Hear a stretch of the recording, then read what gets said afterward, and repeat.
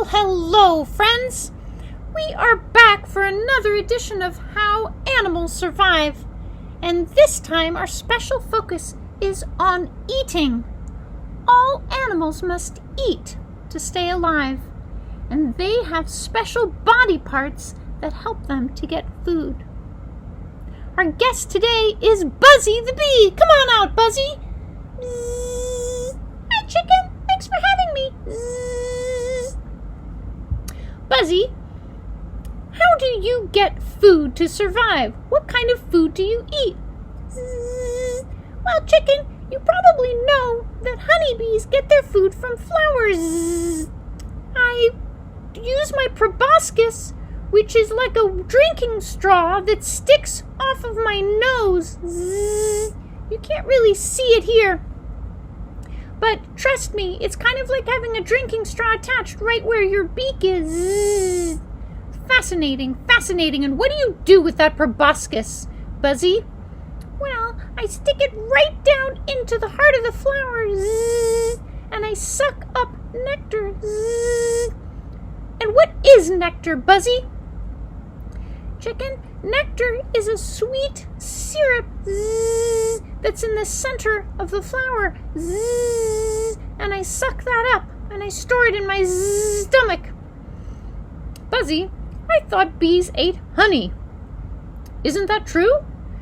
Zzz, well, it's kind of complicated, chicken. Zzz, we collect nectar from flowers, we take it back to the hive, and we make it into honey. Zzz. Really? My goodness, can you tell me how you do that, Buzzy? Zzz. Sure. We put it into cells in the hive, zzz, and then some bees have the special job of fanning it with their wings, which makes the water evaporate out of it, and it turns thick into a syrup. Zzz. My goodness, you learn something new every day. Is there any other kind of food that you like to eat, Buzzy? Zzz, what a good question, chicken. Yes, I also get pollen from flowers. And do you suck that up through your proboscis too? No, chicken. Because pollen is like dust. I couldn't suck that up through my proboscis. I would sneeze. Zzz. Instead, when I'm climbing around in the flower, the pollen gets stuck to the hair on my legs. Zzz. My goodness, the hair on your legs. I don't have any hair on my legs. I'd be useless as a bee. Right, chicken, because every animal has the body parts it needs to get the food it eats. Do you eat pollen? Why, no. I eat seeds and insects. And how do you get them? Well, I peck with my beak. Buzzy, do you suppose you could show us how you get nectar and pollen from flowers? Sure, chicken, I'd be happy to. I just wanted to mention that not only do I have the hairs on my legs that the pollen sticks to, but I have pollen baskets on my legs that are kind of like cargo shorts. Cargo shorts? Yeah. You've seen kids wearing cargo shorts. They've got big pockets right on the sides. And I've got pollen baskets like that. You can't really see them here. And I use my legs to shove the pollen into the baskets, and then I fly back to the hive. But I fly low because I'm full of nectar and pollen at that point. Fascinating. Maybe we could roll the tape. I think we've got a tape of Buzzy foraging, which is what you call it when bees are collecting nectar and pollen. Let's roll that tape now. Oh, I see you flying toward the flower. Yep, I'm flying around and I'm looking for the centers of the flowers, because that's where I find the nectar. And there, now I dive into that one. Zzz, zzz, and I reach in with my proboscis. Zzz, zzz.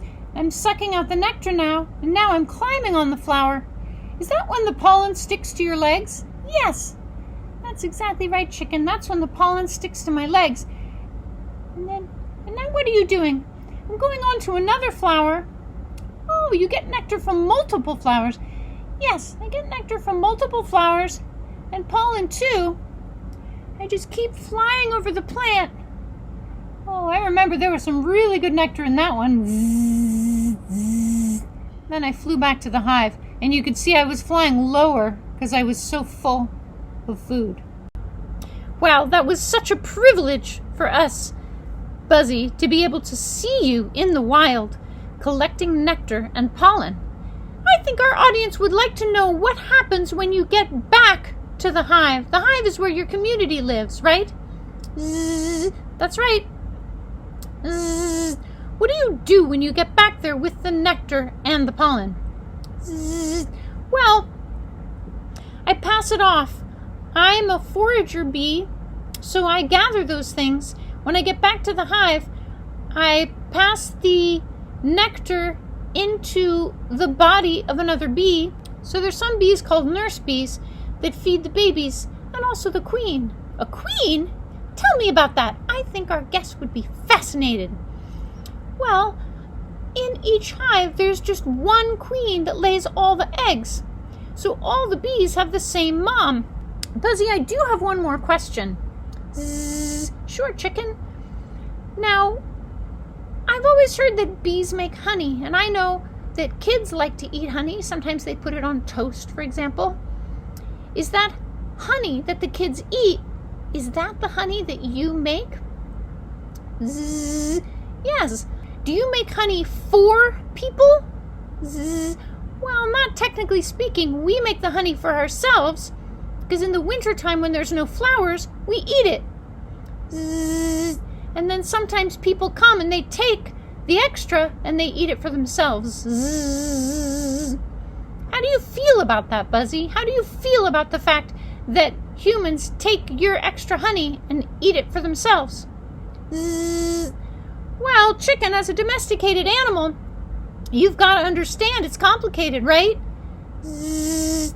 I mean, there are beekeepers that help us stay healthy, zzz, and they take our honey. Zzz. I think you can probably relate, right? Zzz. Well, yes, I certainly can, and it is complicated. There are farmers and other humans that take care of me and other chickens. They feed us, they keep us safe, and they take our eggs. It's true.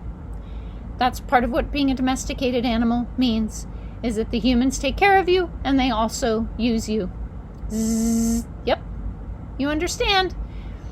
Zzz. Well, thank you so much, Buzzy, for helping us understand how your body parts help you to get food.